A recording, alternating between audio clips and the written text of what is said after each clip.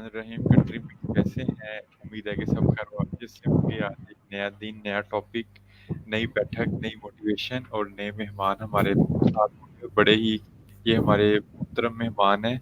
तो हमारे साथ स्टूडियो में तमाम गेस्ट स्पीकर्स ने हमें ज्वाइन कर लिया है।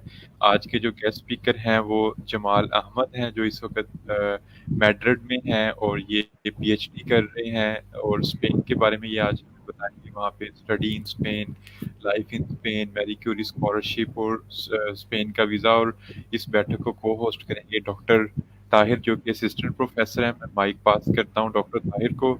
चूँकि हमारे पास 45 मिनट्स की स्लॉट है, without further delay doctor Tahir आप इस बैठक का बाकायदा आगाज़ करें। जी, अस्सलाम वालेकुम मेरे country mates, good evening, and here we are here in this research बैठक। तो आज का हमारा जो इस बैठक के लिए उन्वान है, जो हमारा टॉपिक है वो है स्कॉलरशिप। और हम एक यूरोप की प्रेस्टिजियस स्कॉलरशिप जो है, जो मैरी क्यूरी स्कॉलरशिप है, तो उसके बारे में जानेंगे। हमारे पास मेहमान हैं जमाल अहमद। ये हमें बताएंगे कि ये किस तरह से मैरी क्यूरी स्कॉलरशिप पे अप्लाई करने का प्रोसीजर है, इसके बेनिफिट्स क्या हैं, और फर्दर डिटेल हम इनसे जानेंगे। तो चलते हैं आज, क्योंकि हमारे पास थोड़ा सा प्रोग्राम लेट हो गया है और हमारे पास लिमिटेड टाइम है। तो हम सारी इंफॉर्मेशन इनसे कलेक्ट करते हैं, जो हमारे आज के गेस्ट हैं Jamal Ahmad ji. Welcome Jamal Ahmad here in this program. जी वालेकुम अस्सलाम एंड अस्सलाम वालेकुम टू ऑल दी पार्टिसिपेंट्स। पहले तो माजरत मास्क के लिए, बिकॉज अमर भाई से बात हुई थी, I was not feeling well, थोड़ा सा एलर्जी का इशू है और डस्ट है। रूम में भी मुझे मास्क पहनना पड़ रहा है बिकॉज ऑफ द सिचुएशन। उस वजह से मुझे थोड़ा सा छींके विंके ज़्यादा आती है, तो उसके लिए मैं मास्क जो है ना यूज़ कर रहा हूँ। So sorry for that. और so let's start the session.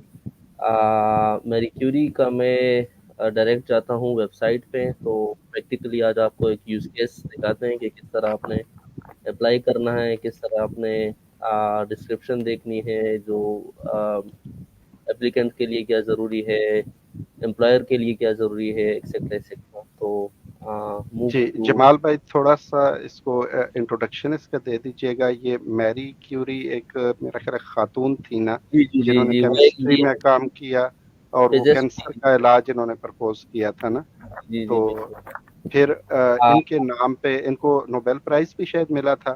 तो फिर इनके नाम पे जो है पहले तो एक सॉरी टू कट यू, ये इनका एक मसला हुआ था कि इनका जो थीसिस था वो एक्सेप्ट नहीं हुआ था उस टाइम पे। जो साइंस थी तो लोग समझ नहीं पा रहे थे, कह रहे थे कि I think she is mad और मेंटल और एल और इस किस्म के। तो इसका थीसिस भी एक्सेप्ट नहीं हुआ था, तो एक कंट्रोवर्सी इसके खिलाफ चली थी।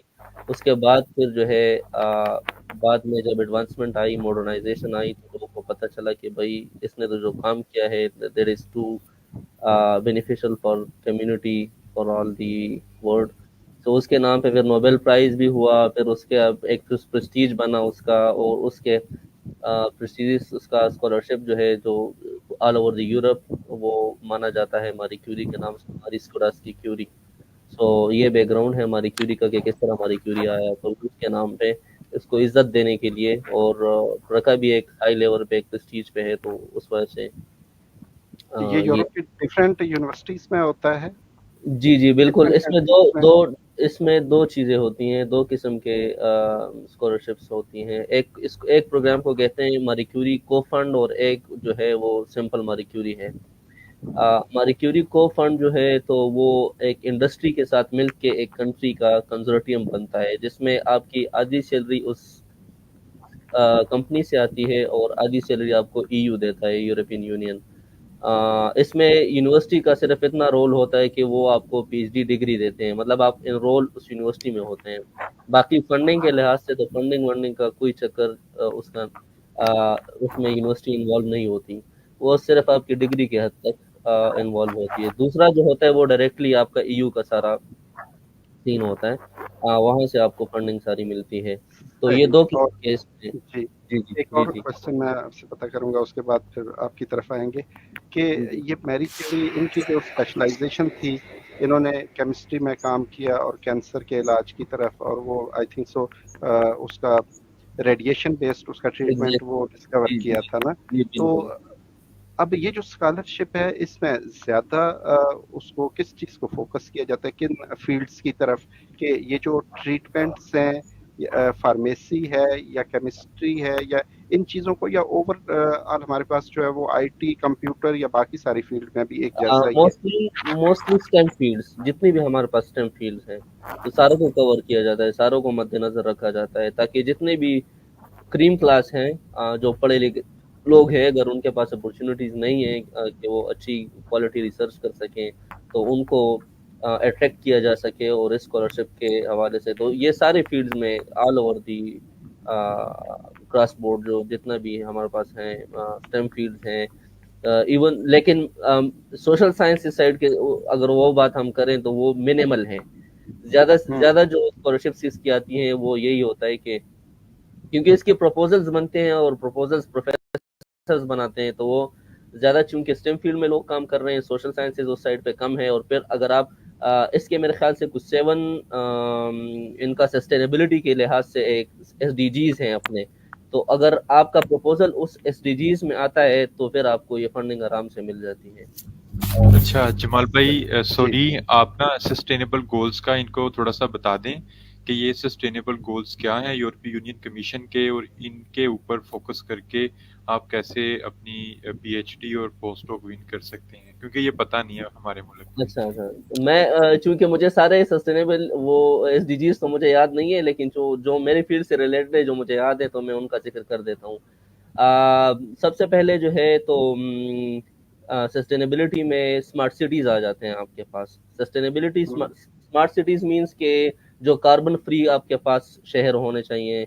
उस लिहाज से जो एक फैक्टर उन्होंने ज़हन में रखा हुआ है, तो वो चीज़ ये मद्देनज़र रख के अगर आपका टॉपिक उससे रिलेटेड है, फॉर एग्ज़ाम्पल कि अगर ऐसा कोई प्रपोजल है जो कि आप AI for the prediction of weather या फॉर कॉस्टिंग ऑफ ये एयर क्वालिटी, तो अगर उस लिहाज से आपका प्रोजेक्ट है, तो वो भी एक सस्टेनेबिलिटी के लिए आजकल बहुत अच्छा फैक्टर है वो। क्योंकि अगर आपकी एयर क्वालिटी आपकी अच्छी होगी, एयर क्वालिटी इंडेक्स आपकी अच्छी होगी, जो कि हमारे पाकिस्तान में बिल्कुल सिरे से उसको देखा ही नहीं जाता, तो आपकी लाइफ क्वालिटी पे बहुत ज़्यादा असर पड़ेगा, लाइफ क्वालिटी अच्छी होगी। तो ये एक स्मार्ट सिटीज़ के मैंने एक फैक्टर की बात की है, इस तरह के और भी जो है ना इसमें फैक्टर्स आ जाते हैं। जो मेरा जो काम है पर्सनली जो मैं कर रहा हूँ, तो फॉर एग्जांपल वाटर पंप्स हैं हमारे पास, तो वाटर पंप्स में एक ऐसा एरिया स्मार्ट सिटी में शायद हो हमारे पास कि जहाँ पे पानी अगर थोड़ी देर के लिए भी चला जाए तो बहुत बड़ा मसला बन सकता है। तो वाटर पंप्स उस पे सेंसर्स लगे होते हैं, उस सेंसर से हमारे पास डेटा आता है और वो डेटे को हम उसको हम फेलियर प्रिडिक्ट करते हैं फ्यूचर में कि अगर हमारे पास ये डेटा है तो कि अगर हमारे पास फेलियर ना आए आगे, तो उसके लिए फिर हम कोई एआई मॉडल यूज़ करते हैं। तो ये मेरा मेरा मेरा बैकग्राउंड इस चीज़ के हवाले से है। ओके, तो अशोक आपके क्वेश्चन का आंसर देंगे, और इनसे आपका भी अभी जो सर जमाल हैं वो हमें प्रैक्टिकली मैरी क्यूरी का पोर्टल ओपन करके अप्लाई करके उनकी रिक्वायरमेंट्स क्या हैं, एम्प्लॉयर की और एम्प्लॉय की क्या क्या ड्यूटीज़ होती हैं, ये सारा बताएंगे। फिर उसके बाद हम क्वेश्चन आंसर की तरफ आएंगे। अच्छा जमाल भाई, पोर्टल से पहले, प्रैक्टिकल करने से पहले ये बताएं कि ये पोस्टों के लिए भी होता है या सिर्फ पीएचडी के लिए होता है मैरी क्यूरी? नहीं, मैरी क्यूरी पोस्ट डॉक के लिए भी होता है, बिल्कुल ठीक होता है, है। जी, जी। ओके। तो अब आप बच्चों को पोर्टल ओपन करके बता दें, क्योंकि डॉक्टर साहब भी पोस्ट डॉक ढूंढ रहे हैं और मैं भी, जी। शायद हमारे शायद हमारे लिए भी ये ब्लेसिंग हो जाए। तो पोर्टल का ये मैं स्क्रीन मेरा आप लोग को आप तो शेयर स्क्रीन प्रेजेंट पे क्लिक करके ना शेयर स्क्रीन पे जाएं तो ये शेयर स्क्रीन आ रहा है ना? एक, अभी एक तक मुझे मिनट। मिला नहीं जी, जी, इस, एक मिनट अभी हो जाएगा। जी, आई थिंक अभी आ रहा होगा। Okay, good luck. तो सबसे पहले हम आते हैं गूगल पे। गूगल पे हम लिखते हैं यूरेक्सिस। यूरेक्सिस हमारे पास मेन वेबसाइट है जो यूरोपियन जितने भी पोजीशंस आती हैं, चाहे वो रिसर्च असिस्टेंट्स की हो या मारी क्यूरी की हो या वैसे ही कोई फंडिंग हो यूनिवर्सिटी की साइड से, प्रोफेसर की साइड से, कोई भी पोजीशन हो तो वो यहाँ पे पोस्ट होती है। तो यूरेक्सिस पे आके यहाँ पे हमारे पास होम के बाद सेकेंड टैब है जॉब एंड अपॉर्चुनिटीज। इस पे हम क्लिक करेंगे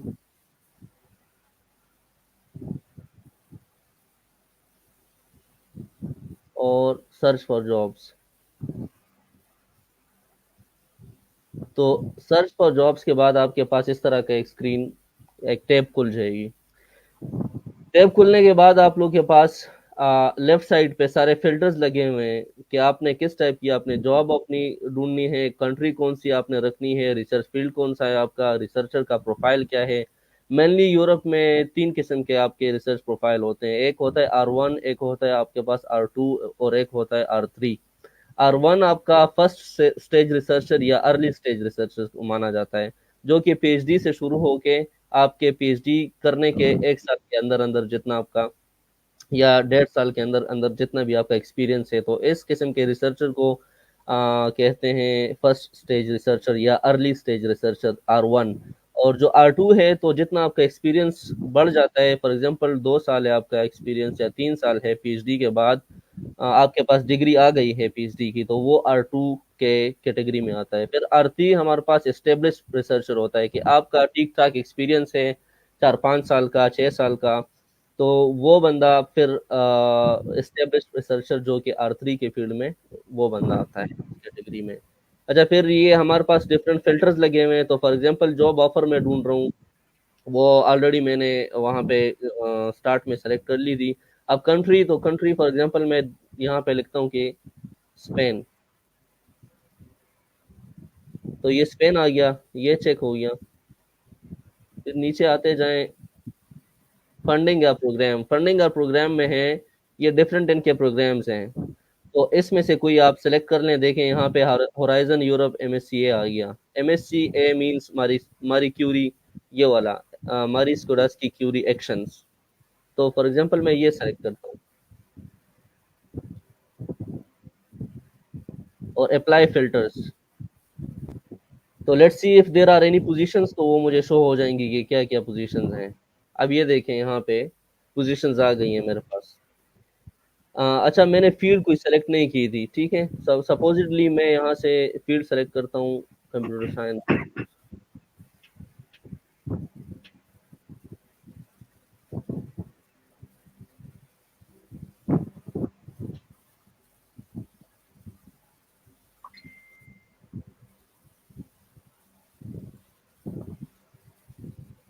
अब मुझे सिर्फ कंप्यूटर साइंस की पोजीशंस जो है ना मिलेंगी।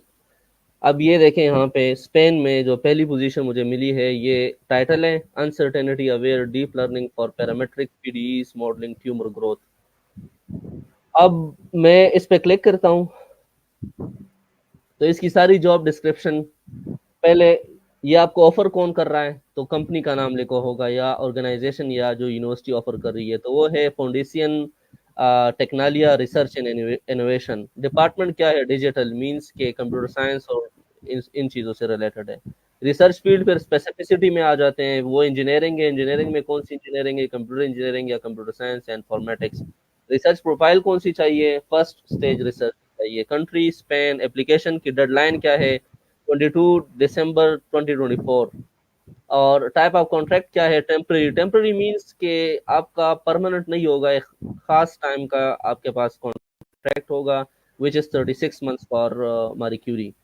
Job status means full time, तो फुल टाइम का मतलब ये है कि आपने 9 to 5 इनको फुल अपना 7.5 आवर्स जो भी बनते हैं डे के वो आवर्स पर वीक, तो ये 40 घंटे आपने हफ्ते में पूरे करने हैं। अच्छा, स्टार्टिंग डेट सब कुछ यहाँ पे मतलब डिस्क्रिप्शन जितनी भी इंफॉर्मेशन है वो सारी गिवन है। ऑफर डिस्क्रिप्शन पे आ जाते हैं हम। तो रिसर्च जो टॉपिक है वो ये हमारे पास जो हाईलाइट मैंने किया है, ये है अनसर्टेनिटी अवेयर डीप लर्निंग और पैरामेट्रिक। तो ये बेसिकली हमारे पास मेडिकल इमेजेस में आ जाता है इसका जो स्कोप है। जो ट्यूमर्स हैं जितने भी कैंसर से रिलेटेड ये रिसर्च हो रहा है तो ये उस पे है। अच्छा, होस्ट इंस्टीट्यूशन का मैंने बता दिया स्टार्ट में कि ये टेक्नालिया रिसर्च एंड इनोवेशन स्पेन का होस्ट ये इंस्टीट्यूशन है। उसमें फिर यूनिवर्सिटी आप इनरोल कहाँ पे होंगे, जैसे मैंने स्टार्ट में इंट्रोडक्शन में बताया था कि आपको एक इंडस्ट्री सॉरी एक यूनिवर्सिटी भी जहाँ पे आप पीएचडी इनरोल करेंगे वो, तो यहाँ पे यूनिवर्सिटी ऑफ बास्क कंट्री ये वाली यूनिवर्सिटी है जहाँ पे आप इनरोल होंगे। अच्छा, मेन सुपरवाइजर ये है, फिर को सुपरवाइजर आपका ये है, इनके साथ में वो भी गिवन है ईमेल एड्रेसेस। आपके टास्क क्या होंगे जो आपने काम करने होंगे, तो वो हमारे पास ये सारे टास्क आ गए हैं।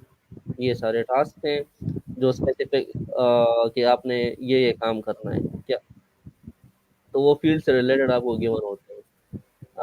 अच्छा, जो फॉर मोर इन्फॉर्मेशन तो इनका जो भी मेरी क्यूरी की पोजीशंस आती हैं तो वो यहाँ पे पोस्ट तो होती हैं, लेकिन उनका अपना एक हर एक कंसोर्टियम का अपना वेबसाइट होता है जहाँ पे आपने जाके अप्लाई करना होता है, बल्कि नीचे लिखा भी होगा डिस्क्रिप्शन में कि आपने किस तरह अप्लाई करना है।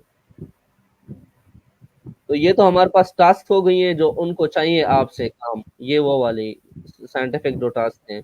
फिर जो एक्सपेक्टेड आउटकम्स हैं कि ये जो पोजीशन है इससे ये अचीव क्या करना चाह रहे हैं, क्या काम लेना चाह रहे हैं, क्या आउटकम होगा इसका। तो उसमें एक तो साइंटिफिक लिहाज से पब्लिकेशंस होंगी उसकी, या अगर आप बहुत तगड़े हैं तो पेटेंट भी आ सकता है आपका। पेटेंट एक ऐसा काम जो किसी ने पहले ना नहीं किया होगा, वो आपके नाम पे रजिस्टर्ड हो जाएगा, तो पेटेंट इस चीज को कहते हैं। तो ये एक्सपेक्टेड आउटकम्स ये सारी पहले से गिवन है, ताकि जो कैंडिडेट हो उसके जहन में हो कि हाँ भाई मैंने अचीव क्या करना है, गोल क्या है मेरा, इस पोजीशन का गोल क्या है। Then comes eligibility criteria. तो मारी क्यूरी के 2-3 एलिजिबिलिटी क्राइटेरिया होते हैं जो कि हर पोजीशन के लिए लाजमी होते हैं। फर्स्ट ऑफ ऑल जो इनका मोबिलिटी का क्राइटेरिया होता है, मोबिलिटी का मतलब ये है कि आपने उस कंट्री में जिस कंट्री में ये पोजीशन अवेलेबल है 12 महीने पिछले नहीं गुजारे, मतलब आप जब रह रहे हैं फॉर एग्जांपल ये 2024 या 2024 सितंबर से पीछे जो 12 महीने कंप्लीटली एक साल आपने उस कंट्री में ना गुजारा हो। दूसरा जो इसका क्राइटेरिया है एलिजिबिलिटी, ये है कि candidate must be on the date of recruitment a doctoral candidate, means कि आपने एनरोल किया हो पीएचडी डिग्री में जिस यूनिवर्सिटी का जिक्र है, तो जब आप अप्लाई करेंगे तो आप एलिजिबल होने चाहिए कि आपका वहां पे दाखिला हो जाए। ऐसा ना हो कि आप दाखिला ना करें, अगर आप या ना हो आपका, अगर दाखिला ना हो और पोजीशन भी मिल जाए आपको, आप सेलेक्ट भी हो जाएं तो भी you will not be by the end of the day you will not be selected.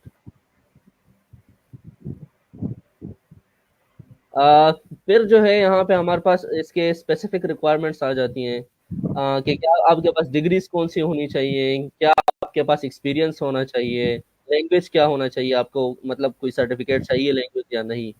तो उसमें आपके पास simple bachelor's degree in computer science ये चाहिए। Studies that grant access to PhD, तो studies that grant access to PhD हमारे पास 18 years of education होनी चाहिए। 18 इयर्स जिसको हम मास्टर्स कहते हैं या एमफिल कहते हैं या एमएस कहते हैं, वो हमारा वो डिग्री हमारे साथ होनी चाहिए। तीसरा स्पेसिफिक जो रिक्वायरमेंट है वो मशीन लर्निंग और डेटा साइंस का आपके पास प्रीवियस नॉलेज होना चाहिए। प्रोग्रामिंग आपको आनी चाहिए। Excellent command of English together with good academic writing and presentation skills ये होना चाहिए, क्योंकि आपसे एक्सपेक्ट करते हैं कि आप वहाँ पे जाके लिखाई मतलब पेपर्स लिखेंगे या उस्ताद आपसे कुछ और रिसर्च की चीज़ें भी लिखवा सकता है, तो उसके लिए इंग्लिश जो है ना वो अच्छी होनी चाहिए। तो उसके लिए नेसेसरी नहीं है कि आपके पास आइल्स का मोस्टली हमारी क्यूरी में इट्स नॉट नेसेसरी कि आपके पास आइल्स हो, तो ये भी एक पॉइंट नोट कर लें। हाँ, वो आपको जज करेंगे, कहाँ पे जज करेंगे, एक तो आपके कवर लेटर से या जिसको हम मोटिवेशन लेटर कहते हैं, और दूसरा इंटरव्यू में। तो ये दो जगह वहाँ पे आती है कि वो आपकी प्रेजेंटेशन स्किल्स, कम्युनिकेशन स्किल्स ये सारा जज कर लेते हैं, क्योंकि प्रोफेसर को इतना तजुर्बा होता है जो टीम बैठी होती है कि ये बंदा किस तरह है बोलने में, लिखने में, एक्सेट्रा एक्सेट्रा, पहले वो चीज़ें जज हो जाती हैं। फिर इन्होंने बताया हुआ है कि प्रेफर्ड स्किल्स क्या हैं। प्रेफर्ड स्किल्स मींस कि ये किस बंदे को फोकियत देंगे। फॉर एग्जांपल एक दो बंदे कंप्यूटर साइंस के, एक के पास स्पेसिफिक जो इन्होंने नॉलेज बताया हुआ है वो है, एक के पास नहीं है, उसने नेटवर्किंग साइड पे काम किया हुआ है। तो ये किस बंदे को लेंगे? ये उस बंदे को लेंगे जो ज्यादा से ज्यादा अलाइन हो उस पोजीशन के साथ, उसके साथ उसका रिसर्च भी अच्छा हो, अलाइन हो, और उसका जो बैकग्राउंड है, जो बेसिक जो नॉलेज है, बीएस हो गया, एमएस हो गया, और जो उसने थीसिस किए हो वो भी इस फील्ड से रिलेटेड हो, इस पोजीशन से रिलेटेड हो। तो वो सारी चीजें यहाँ पे इन्होंने मेंशन की हुई हैं कि हम किस बंदे को प्रेफरेंस देंगे। फिर बताया हुआ है यहाँ पे कि कॉन्ट्रैक्ट कौन सा है, फुल टाइम कॉन्ट्रैक्ट है, ड्यूरेशन क्या है।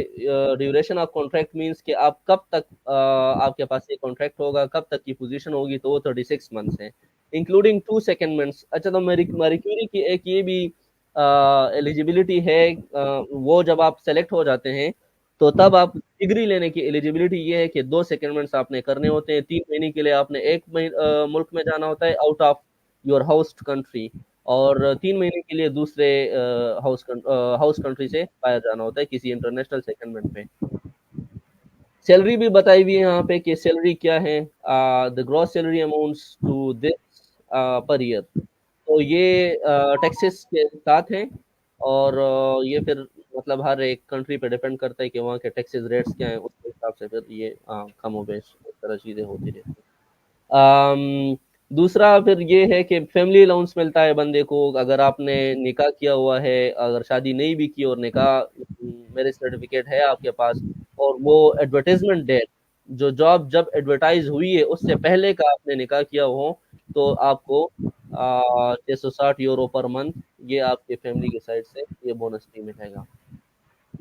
तो दिस वाज ये पोजीशन के हवाले से सब कुछ था। और ये ईमेल है, अगर किसी ने इंफॉर्मेशन दी है तो वो बंदे से ले सकता है जो कि आपका सुपरवाइजर होगा।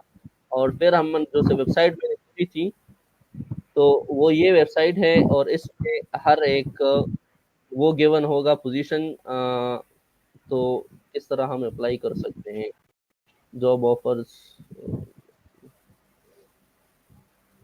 अच्छा, तो इसमें ये देखें बताया हुआ है, to apply please look at the PhD positions below and contact any of the supervisors by sending your CV before June 30, 2024।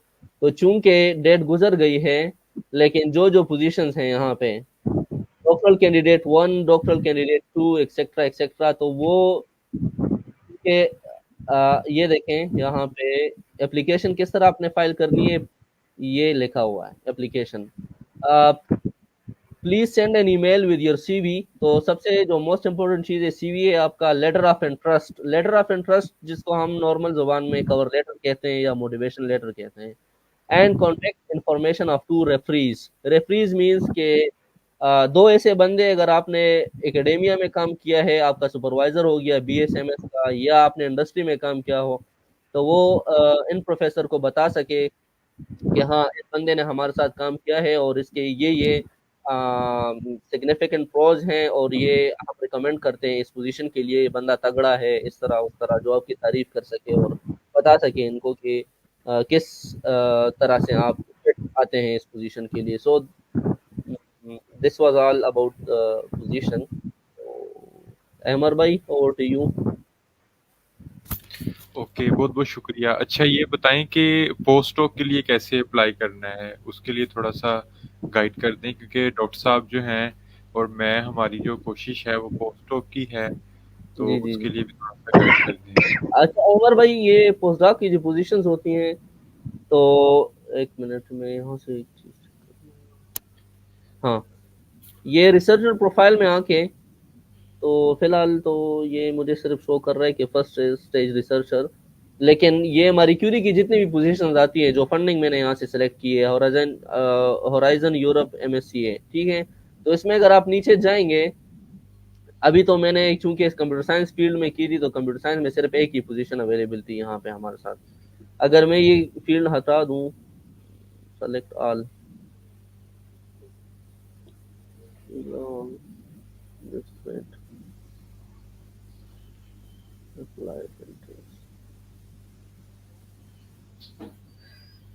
अच्छा, अब ये पोजीशन हमारे पास ज़्यादा हो गई हैं क्योंकि सारी फील्ड सेलेक्ट हो गई हैं, तो इसमें देखते हैं कि अगर कोई पोस्ट डॉक की पोजीशन अवेलेबल हैं तो लेट्स ट्राई। मुझे जहाँ तक पता है कि Marie Curie scholarship for postdoc, अगर आप उस पे लिखेंगे गूगल पे तो उसकी वेबसाइट डिफरेंट ओपन होती है। आपके इसमें भी डिफरेंट, वो सिर्फ इसी वेबसाइट से एक कैटलॉग ओपन होता है, लेकिन यहाँ पे सारी मिक्स जो है ना पोजीशंस आपके पास होती हैं, तो लेट्स ट्राई उस तरह से। खैर है, MSCA पोस्ट डॉक्टरल फेलोशिप्स 2024, ये यूरोप्सिस वेबसाइट है, तो हाँ इसमें सिर्फ आपने टैब वो सेलेक्ट करनी होती है। हाँ, तो मैं बता दूं क्योंकि रिसेंट डेज में मैं ये एक्सप्लोर कर रहा था, तो पोस्ट डॉक की डिफरेंट खुलेगी, ठीक है। जी जी। ये वही है, यूरेक्सिस की ही वेबसाइट है, उसके अंदर ये एक डिफरेंट डोमेन ओपन होती है, ठीक है। तो आपने इस तरह ओपन करके तमाम जो स्टेप्स हैं उन्होंने बताए हुए ये उन ये जो है आपके पास पोस्ट डॉक्टरल जो सारे स्टेप्स हैं, यहाँ से स्टेप 1 से स्टार्ट करके तो नीचे स्टेप सारे आपके पास गिवन है कि किस तरह आपने पोस्ट डॉक के लिए अप्लाई करना हमें बता ही दें आप, हमारी एफर्ट कम हो जाएगी। है। चलिए लेट्स सी। अच्छा, स्टेप 1 हमारे पास get familiar with how funding works, के मतलब जो पोस्ट डॉक्टरल फेलोशिप्स हैं वो किस तरह काम करते हैं, क्योंकि वो चेंज है ज़रा से। MSCA पोजीशन जो PhD के होते हैं उनसे ज़रा चेंज है, क्योंकि उसमें सबसे पहले आपने अपने फील्ड से रिलेटेड प्रोफेसर ढूंढना होता है, किसी तगड़ी यूनिवर्सिटी में तगड़ी लैब का तगड़ा प्रोफेसर। फिर आपने उसे आमादा करना होता है, उससे एक्सेप्टेंस लेनी होती है कि हाँ भाई मैं आपके साथ अप्लाई करना चाहता हूँ पोस्ट डॉक्टरल पोजीशन MSCA के लिए। तो वो आपको कंसेंट देता है, जब वो आपको कंसेंट दे देता है तो फिर आपने प्रपोजल लिखना होता है। PhD पोजीशंस में और पोस्ट डॉक्टरल पोजीशंस में मेन डिफरेंस जो ये है कि PhD पोजीशंस के लिए आपको प्रपोजल नहीं चाहिए, PhD का जो रिसर्च प्रपोजल होता है, लेकिन पोस्ट डॉक के लिए फिर आपको रिसर्च प्रपोजल चाहिए होता है। तो जब आप प्रपोजल लिख लेते हैं और प्रोफेसर जो है वो एग्री हो जाता है कि हाँ ये प्रपोजल ठीक है, या आपसे फिर वो रिवाइज करवाता है जो भी हो, तो उसके बेस पे फिर आप जो है ना इस वेबसाइट पे आके फंडिंग फिर अप्लाई करते हैं। Make sure you can apply. So पहले तो आप मतलब फेमिलियर हो जाएं कि ये फंडिंग किस तरह वर्क करती है, ग्रांट किस तरह होंगी आपको। दूसरा ये कि फंडिंग कितनी होगी आपकी, कितने महीनों की होगी या साल की, और उसके साथ साथ जो है अमाउंट कितनी होगी उसकी, ठीक है। दूसरा स्टेप ये है कि make sure you can apply, मतलब यू आर एलिजिबल, कि आपके पास PhD डिग्री है वो मैक्सिमम ऑफ 8 ईयर्स। तो इसका मतलब ये है कि 8 साल के बाद अगर आपने PhD की हो और 8 साल का एक्सपीरियंस हो आपका, उसके बाद आप अप्लाई नहीं कर सकते। तो मैक्सिमम 8 साल तक आपके पास एक्सपीरियंस हो तो यू कैन अप्लाई। ये make sure you can apply में हमारे पास। अच्छा, कंप्लाई विद मोबिलिटी रूल्स, तो मोबिलिटी रूल्स इसके लिए और PhD के लिए सेम है, कि आप जिस मुल्क से अप्लाई कर रहे हैं, फॉर एग्जांपल आप एमर भाई नेदरलैंड में हैं, नेदरलैंड से अप्लाई करना चाहते हैं और उन्होंने PhD चूंकि वहां से कर ली है और पिछले 12 महीने से वहीं पे रह रहे हैं, तो वो अप्लाई नेदरलैंड में नहीं कर सकते हैं। वो अप्लाई करेंगे अदर EU स्टेट्स में, फॉर एग्जांपल स्पेन में करेंगे, पुर्तगाल में करेंगे, जर्मनी में करेंगे या फ्रांस में करेंगे, तो वो उन मुल्कों में अप्लाई कर सकते हैं। अगर एक बंदा सिरे से यहाँ पे है ही नहीं तो वो तो हर जगह पे कर सकता है। अच्छा, दूसरा, ये सारे इन्होंने रिसोर्सेज दिए हुए हैं कि अगर क्या आप एलिजिबल हैं इस पोजीशन के लिए कि नहीं, ये सारे गाइडलाइंस हैं, ये आपको पढ़ने पड़ेंगे। Find a host organisation and supervisor, जो स्टार्ट में मैंने बात कर दी आपको कि आप फेमिलियर हो गए, आपको पता लग गया कि मैं एलिजिबल हूँ, सब कुछ है आपके पास, डिग्री भी है, एक्सपीरियंस भी है, तो आपको अपने लिए एक ऑर्गेनाइजेशन मींस कि एक यूनिवर्सिटी ढूंढनी है। उस यूनिवर्सिटी में एक अच्छा प्रोफेसर ढूंढना है कि उसका प्रोफाइल आपके साथ अलाइन हो, उसका रिसर्च और आपका रिसर्च अलाइन हो, तो आप उसे अप्रोच करें और फिर उससे कंसेंट लें। तो ये स्टेप है, थर्ड नंबर। और स्टेप नंबर 4 है कि स्टार्ट ड्राफ्टिंग योर एप्लीकेशन। अगर सुपरवाइजर एग्री हो गया तो आप अपनी एप्लीकेशन जो है ना वो स्टार्ट करें, मतलब रिसर्च प्रपोजल लिखें, बाकी जो नीडेड डॉक्यूमेंट्स हैं वो सारे आप जो है ना प्रिपेयर करें। एंड देन लास्ट में let's see step number 5, check your application with the experts. Experts means कि योर फील्ड में या आपका कोई सीनियर हो जो ऑलरेडी MSCA में हो, मतलब मारी क्यूरी उसे मिला हो, या कुछ इस तरह आपके आसपास तगड़े बंदे हो राइटिंग में?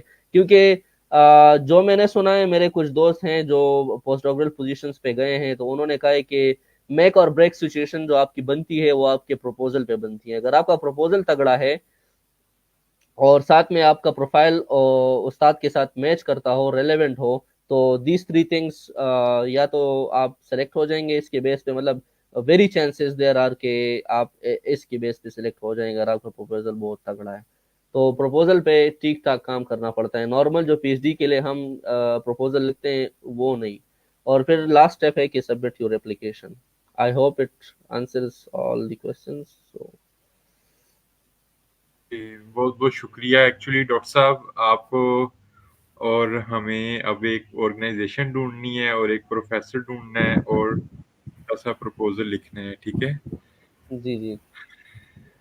ओके, बहुत बहुत शुक्रिया। ओके, तो पहला क्वेश्चन, नुसारा खान यूएसए से हमें सुन रही हैं और ये इंशाल्लाह यूएसए के बारे में बहुत जल्द हमें लेक्चर देंगी हमारे स्टूडेंट्स को। अच्छा, ये बताएं कि पहला क्वेश्चन ये है कि मास्टर्स के लिए होती है ये स्कॉलरशिप? नहीं, मारी क्यूरी सिर्फ और सिर्फ पीएचडी और पोस्ट डॉक्टरल पोजीशंस के लिए होती है। हाँ, मास्टर्स के लिए यूरोप में जो सबसे बेहतरीन फंडिंग या प्रेस्टिजियस स्कॉलरशिप है वो है एरास्मस की। बिल्कुल औरंगजेब, आप एरास्मुस के लिए अप्लाई करें अगर मास्टर्स है। पीएचडी के लिए आप मैरी क्यूरी को कर सकते हैं। सेकंड क्वेश्चन है, sir in Marie Curie scholarship all fields are included, my field is management sciences और finance, I want to apply for PhD in management sciences और फाइनेंस। जी जी, बिल्कुल होती हैं। और अभी हमारे साथ हमारे को फंड प्रोग्राम में मैनेजमेंट की 4 to 5 पोजीशन सिर्फ मैनेजमेंट वालों को दी गई हैं, तो मैनेजमेंट की बहुत अच्छी पोजीशन है। ओके, काशिफ जुमान कह रहे हैं any scholarship for botany MS students? आप मेरा तो ख्याल से ये क्वेश्चन मैंने आंसर कर दिया था स्टार्ट में। डॉक्टर साहब ने पूछा था कि ये कौन सी बिल्कुल फील्ड के लिए होती हैं, तो वो सारी मेनली जो ज्यादातर स्कॉलरशिप्स आती हैं वो स्टेम फील्ड्स के लिए आती हैं, लेकिन ये फील्ड्स जो मैनेजमेंट वाली हैं या सोशल साइंसेज हैं या बायोलॉजिकल साइंसेज है, तो इसकी भी पोजीशंस आती हैं। बिल्कुल ये ऑल ओवर ईयर जो है इनकी पोजीशंस आती रहती हैं, तो आपको पोर्टल पे जाके चेक करना होता है रेगुलरली। आप अपना मैं डेली योर एक्सेस पे बैठ के चेक करता था कि भाई पोजीशंस आई हैं या नहीं आई। तो ठीक है। ये आपको जरा तो आंसर। नुसारा, आप हमें सुन रही हैं यूएसए से, बहुत शुक्रिया आपने अपना टाइम निकाला, तो वो वेल डन कह रही हैं, बहुत जल्द ये भी हमारे साथ बैठेंगे। अच्छा Ahmad, I am very sorry, most of the audience belongs to Pakistan, so that's why we don't talk in English. I know our Bathaks listened in other part of the world as well, so I am really sorry about it. अच्छा, For us, like for the presentators, it's not an issue, but for the audience, it's an issue. They या cannot understand English Jamal very भाई well. इनको excuse कर दें क्योंकि ये हर रोज हमें कहते हैं कि English Ahmad, brother, I'm so sorry. If I knew that you're listening and you just understand English, so I would have done it in English. But it's not a problem for me. It's a problem for the audience because majority of them they are not so well, like they cannot understand English so well. So that's why we organize these BETEX in Urdu. So sorry for that. So we are extremely sorry. Okay, thank you. अच्छा, next question है, sir in Italian universities need research proposal for specific project, specific research proposal? Italian इससे चूंकि जुदा है, Italian universities की जितनी position जो calls आती हैं तो उसके लिए प्रपोजल मस्ट होता है। मैं एमएससी की बात कर रहा था, मैरी क्यूरी की। तो मैरी क्यूरी के लिए क्योंकि वो प्रोजेक्ट ऑलरेडी प्रीडिफाइंड होता है, वो अप्रूव्ड होता है, तो उसके लिए प्रोजेक्ट प्रपोजल की जरूरत नहीं होती। वो वहाँ पे जो पोजीशंस आती है सिर्फ वो टॉपिक गिवन होता है, तो वो टॉपिक के लिहाज से आपने फिर प्रपोजल बनाना होता है। तो वो और ये डिफरेंट चीजें हैं। ओके, अच्छा नेक्स्ट क्वेश्चन है Hasna Saidia. Hi, actually I have an internship in Spain with the permanent residence, can I apply for PhD position in chemistry? Absolutely you can apply. Yes, Hasna, I don't know you are from Pakistan or not, but you can apply according it's to you have a better position to apply for because आप यहाँ पे हैं, visa Sheeza और इस चीज़ें की वो issues भी नहीं होंगे, ऑलरेडी यहाँ स्पेन में है तो यू कैन अप्लाई। जी, मैं थोड़ा-सा ऐड करना चाहूँगा। ये इनका क्वेश्चन था कि जो एक पॉइंट आपने बताया था, जी, लास्ट जी। 12 मंथ से उस कंट्री में ना हूँ, तो ये ये इस भी आप पे है कि ये ये स्पेन अ, में इंटर्नशिप इन्होंने किया, कुछ पिछला इनका जो है ना वो ट्रैवल हिस्ट्री उधर की है, कोई तो फिर मसला नहीं है, उसकी अगर वो 12 महीने से कम है travel history then she can apply. अगर 12 महीने से रह रही है तो then she can not, then she have to move out of Spain. Okay. I'm sorry, जी, जी। Hasna, if you are in Spain for more than 12 months, you have to leave this country and you are not eligible. She said, I'm from Algeria, so that I think. But yeah, but she can apply for other positions, not for MSCA, but for other like local funding. There are a lot of funding opportunities, so she can apply for other fundings. It's not necessary. Yeah, if she wants to specifically apply for MSCA, Marie Curie, then it's a problem. If she is living from like since 12 months or so, then it's a problem. Okay, thank you. Okay sir, next question है राजपूत साहब का। PhD के लिए भी पहले professor को agree करना और कुछ टिप्स बता दें। How to write a research proposal and CGPA matters. यार मोस्टली यूरोप में ओपन पोजीशंस होती हैं, सो ओपन पोजीशंस के लिए आपको प्रोफेसर को एग्री नहीं करना होता। ओपन पोजीशन में जाएं, वो डिस्क्रिप्शन पढ़ें, वहाँ पे जो रिक्वायर्ड चीज़ें हैं वो पूरी करें, तो you can apply. It's not necessary. अच्छा, उसमें फिर ये है कि अगर आपने डायरेक्टली उस प्रोफेसर को अप्लाई करना है तो वो भी उसमें बताया होता है, या कोई पोर्टल होगा तो उसमें आपने अप्लाई करना होगा। तो ओपन पोजीशंस का ये सीन होता है, ये नहीं है कि आप अप्रोच करें कि मुझे सर कंसेंट दे दे या मेरे लिए पीएचडी, तो it's not possible. Open position का मतलब यही है कि वो compete होगा सबके दरमियान, जितने भी कैंडिडेट्स होंगे वो अप्लाई करेंगे, तो उन कैंडिडेट्स के बीच जो है कंपटीशन होगी। So whoever comes first in that competition, so he will be admitted और ग्रांटेड। जमाल भाई, ईशा हमें हर रोज सुनती हैं, तो इनका क्वेश्चन है। ए ओ ए सर, मैंने बीएस जियोलॉजी की है, मैं मास्टर के लिए अप्लाई कर सकती हूँ? जी, वालेकुम अस्सलाम। जी, बिल्कुल आप अप्लाई कर सकती हैं, लेकिन मास्टर के लिए चूँकि स्पेन में स्कॉलरशिप्स अवेलेबल नहीं है, सिर्फ़ आपके पास एक ऑप्शन है एरास्मस मुंडस। तो एरास्मस मुंडस का अभी नवंबर दिसंबर में स्टार्ट हो जाएगा। तो आप वहाँ पे ट्राई करें, वहाँ पे पोज़ीशंस आती हैं और वो उसमें पाकिस्तान से हर साल बहुत से कैंडिडेट सेलेक्ट होते हैं, तो उस पे अप्लाई करें। स्पेन में ऐसे एज़ सच कोई फंडिंग नहीं है मास्टर्स के लिए डायरेक्टली। तो वो सेल्फ ईशा फंडेड आप पे जी मुश्किल है, सेल्फ फंडेड पे आप ना आए। अच्छा ईशा, आप हमारे YouTube चैनल पे जाके देखें, हमने इरास्मुस पे असफंद यार खान, एक हमारे बहुत अच्छे दोस्त हैं, उनके साथ इरास्मुस के हवाले से हमने सेशन किया था। उन्होंने कंप्लीट गाइडलाइन, पूरी हर चीज़ पोर्टल पे बताई थी कैसे अप्लाई करना है। तो हम जमाल भाई को भी फ्यूचर में दोबारा ले आएंगे जब इरास्मुस ओपन होगी, तो तब। एरस्मस इसी पोर्टल में है, जो जहाँ से मैंने एमएससीए की पोजीशंस निकाली हैं, इसी में एरस्मस भी हैं, तो यहाँ से आप आराम से ढूंढ सकती हैं। जिस तरह मैंने एमएससीए की लिखा था, तो आप लिखें एरस्मस मुंडस और कैटालॉग साथ में, तो वो आपको नीचे सारा वो आ जाएगा एयूर एक्सेस में। ओके। अच्छा, वकास कह रहे हैं सर मैरी क्यूरी की वेबसाइट बताइएगा, मैं लेट ज्वाइन की है। तो वकास वकास वो आप लिंक जो है ना पिन कर दें कि कमेंट सेक्शन में, या कुछ इस तरह कर लें, तो आप सबके लिए इजी हो जाएगा। हाँ, आप मुझे लिंक जो है प्राइवेट चैट पे सेंड कर दें, ताकि मैं यहाँ ओके, पे। मैं करता हूँ आपको। तो उम्मीद है कि तमाम क्वेश्चंस हमने एड्रेस कर दिए हैं। And for international speakers we are very sorry, Hasna and Ahmad, we try our best to provide as much as information to Pakistani students and Indian, Nepali. So that's why we are unable to talk in English all the time. So at the end, I will pass the mic to Dr. Tahir, who can conclude the session and say thanks to our wonderful speaker, Dr. Jamal, who is in Spain right now. Yes, Dr. Saab. Ji, Jamal thanks, आपने बड़े अच्छी तरीके से explain किया और in detail ये सारा method जो है वो बता दिया, ताकि नए लोग जो अप्लाई कर रहे हैं तो उनके लिए आसानी हो।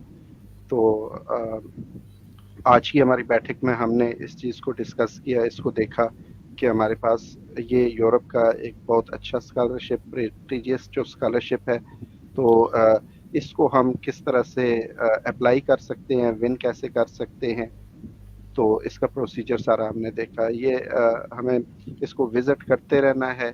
इनकी जो वेबसाइट है उसके ऊपर यहाँ पे ये डिफरेंट अनाउंसमेंट होती रहती हैं, तो फिर जब हमारी फील्ड से रिलेटेड कोई अनाउंसमेंट हो तो हम उसको पिक करके और वहाँ पे अप्लाई कर सकते हैं। तो आज का सेशन इस हवाले से था और बड़ा अच्छा रहा। इसमें हमने इसके बारे में इंफॉर्मेशन भी ली और जो हमारे सुनने वाले थे उनके क्वेश्चंस के आंसर भी किए। तो आज की हमारी नशिस्त यहाँ तक थी, जिसमें हमने इस टॉपिक को डिस्कस किया और टच किया। तो इंशाल्लाह नेक्स्ट प्रोग्राम में हम फिर किसी नए स्कॉलरशिप के साथ, नए गेस्ट के साथ और आपकी इंफॉर्मेशन में इजाफा करने के लिए नए क्वेश्चंस भी लेंगे और एक नई बैठक के साथ हाजिर होंगे। तो आज के लिए इतना ही जी। जमाल भाई छोटा सा मोटिवेटेड सा पैगाम दे दें। पाकिस्तान जी के हालात जो हैं बड़े मायूस कुन हैं इकोनॉमिकली, अमनो अमान के लिहाज से, तो जी काफ़ी बिल्कुल। लोग ना अग्रेशन का और परेशान हैं। तो जो भी सुन रहे हैं उनको एक ना उम्मीद वाला पैगाम दें ताकि वो जी मोटिवेट जी, हो। वो तो डॉक्टर साहब भी बेहतर दे सकते थे। माइक उनको। तो यार आप लोगों का शुक्रिया होस्ट का और ये प्लेटफॉर्म प्रोवाइड करने का कि बैक टू द कम्युनिटी हम कुछ दे सकें कम्युनिटी को। एटलीस्ट इंफॉर्मेशन ही हम दे सकते हैं, और क्या हम पोजीशंस तो हमारे हाथ में है नहीं। और दूसरा ये कि मुल्क के हालात के हवाले से यार बस दुआ करें, मेहनत करें और मुस्तकिल मिजाज रहें। हमारे लोगों में एक मसला है कि हम मुस्तकिल मिजाज नहीं है, तो काइंडली मुस्तकिल मिजाज रहें, एक पाथवे अपने लिए सेट करें और उस पाथवे पे चलें। ये नहीं कि कभी कभी हम अमेजोन की साइट पे चले जाएं बिल्कुल। और कभी हम जो है ना कभी शॉपिफाई यूट्यूबर, पे, कभी कभी यूट्यूबर। यूट्यूबर। एग्जैक्टली, तो एक अपना मुस्तकिल जो है ना पाथवे अपने लिए करें कि भाई ये मेरा पाथवे है और मैं इसी पे जो है ना। हाँ, वो टाइम लेगा आपसे। Shortcuts, there are no shortcuts. तो शॉर्टकट्स जो हैं ये मसले भी बनाते हैं और फजूल चीज़ है, तो उसको अवॉइड करें, एक पाथवे बनाएं अपने लिए, मुस्तकिल मिजाज रहें और मेहनत करें। सबसे बड़ी जो चीज़ है तो मेहनत और डेडिकेशन। यो पेशेंस जो है आपको एक दिन आपका जो है ना सब्र का फल जो मीठा जिसे हम कहते हैं, तो वो आपको दे देगी इंशाल्लाह। बाकी लास्ट में मैं 3 टिप्स जो है ना, 3 टिप्स जो ज़रूरी हैं वो मैं देना चाहूँगा मारी क्यूरी के लिहाज से। जीपीए मारी क्यूरी में डजंट मैटर। सबसे पहले मैं ये बता दूं आप लोगों को कि बीएस का जो जीपीए होता है वो डजंट मैटर, एमएस का मैटर। ठीक है, जो रिसेंट आपकी एजुकेशन है वो मैटर करती है। दूसरा जो है आपके पास कम से कम एक फर्स्ट ऑथर वो पब्लिकेशन होनी चाहिए अगर आप मारी क्यूरी के लिए अप्लाई करते हैं। बाकी लोगों को भी करना चाहिए, लेकिन अगर आपके पास एक पब्लिकेशन है तो that will be very good. तीसरा ये कि अगर जिस पोजीशन के लिए आप अप्लाई करें वो आपसे 60 to 70% रेलेवेंट होना चाहिए। वो स्किल्स जो उन्होंने बताई है वो आपके पास होनी चाहिए। तो अगर रेलेवेंस है और ये 3 चीजें आपने की तो इंशाल्लाह आई एम होपफुल कि आप लोगों को हमारी क्यूरी पोजीशन मिल जाएगी इंशाल्लाह। बहुत बहुत शुक्रिया। एक जो हमारा स्पेन का वीज़ा कैसे अप्लाई करना है वो नेक्स्ट टाइम हम जमाल भाई से दोबारा टाइम लेंगे। जी जी, वो बिल्कुल, वो बड़ा लेंथी प्रोसेस है, तो उस पे एक अलग से बैठक करनी पड़ेगी, वो इस तरह से कवर नहीं बिल्कुल। होगा वो। जी हाँ, तो उसके लिए बहुत माजरत कि आज हम इस एस्पेक्ट को कवर नहीं कर सके क्योंकि सब लोगों का टाइम प्रीशियस है। तो हमने अपनी बैठक्स को 45 मिनट्स तक लिमिटेड कर दिया है। तमाम लोगों का शुक्रिया जिन्होंने पार्टिसिपेट किया। डॉक्टर साहब का शुक्रिया और जमाल भाई आपका बहुत शुक्रिया। सॉरी आपको वेट करना पड़ा 18 मिनट। जी, मेरी आज कोई शिफ्ट थी। कोई मतलब तो नहीं। आपको पता ही है डॉक्टर साहब, कि और आपके लिए एक और मैं पोस्ट डॉक बता दूं आपको, एस्टा एक इंस्टीट्यूट है ऑस्ट्रिया में, ISTA। आइए। तो जी, ISTA ऑस्ट्रिया, ये चेक करें। इसमें यंग पोस्ट डॉक्टरल पोजीशंस आती हैं ऑल फील्ड्स में, तो इसको एक्सप्लोर करें। ये मुझे नहीं पता टाइमलाइन का, लेकिन ये टाइमलाइन ज़रा आप वहाँ पे जाके ज़रा देख लें उनके वेबसाइट पे। तो वो भी बहुत ज़बरदस्त इंस्टीट्यूट है और उसकी पोजीशंस अच्छी होती हैं। जमाल भाई मैं भी इंस्टा को एक्सप्लोर करता हूँ, आप भी करें तो किसी दिन बैठ के हमें बता ही दें पोर्टल के बारे में। जी जी, सही है, इंशाल्लाह ज़रूर। ठीक है, तो बहुत बहुत शुक्रिया। दोबारा मिलेंगे 1 महीने बाद डॉक्टर इंशाल्लाह। जमाल के साथ। ठीक है, ओके, अल्लाह अल्लाह अल्लाह। हाफिज़। अल्लाह हाफिज़।